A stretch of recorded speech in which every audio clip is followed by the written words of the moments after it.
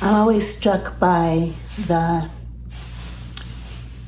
both andness of Palm Sunday.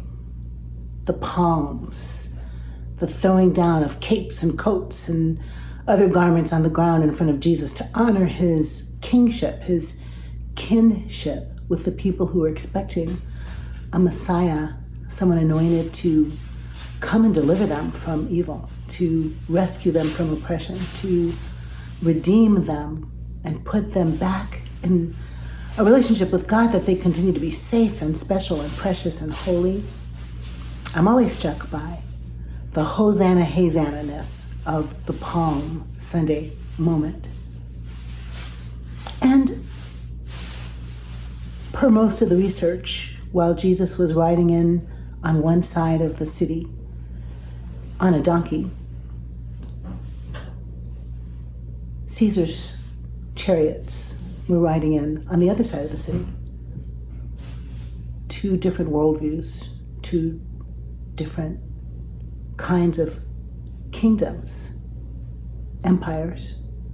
One, the kingdom, the reign of our God and of the Anointed One brought to heal the world.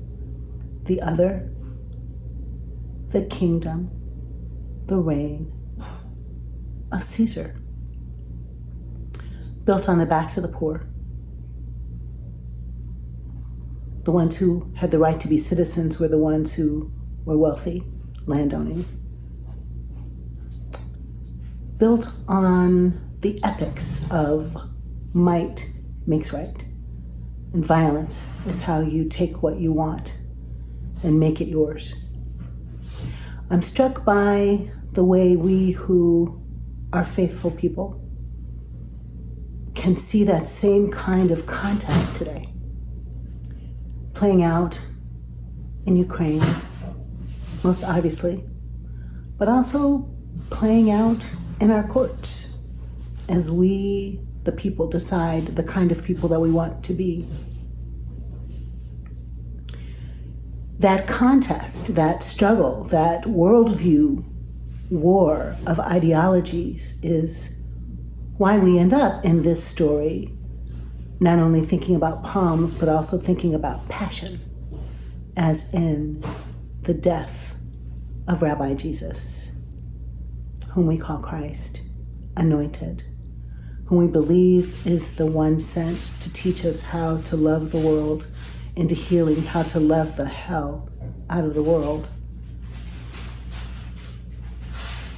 The powers, the principalities, the empire doesn't want what Jesus has to offer. The powers, the principalities are not interested in sharing resources equally, are not interested in letting go of power so others can be well, not interested in the thriving and surviving of all of the humans, of all of the creation, including the creatures. So they put the ideology to death. They put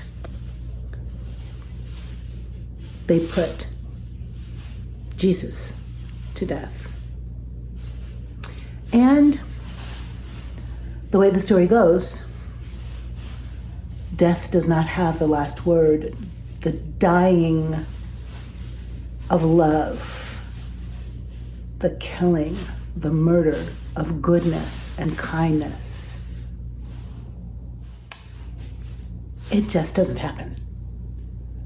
Love wins. Love wins. Goodness triumphs. The sharing of resources, a new worldview, is what is left at the scene. And we are the ones we've been waiting for to show up as characters in the narrative of healing the world.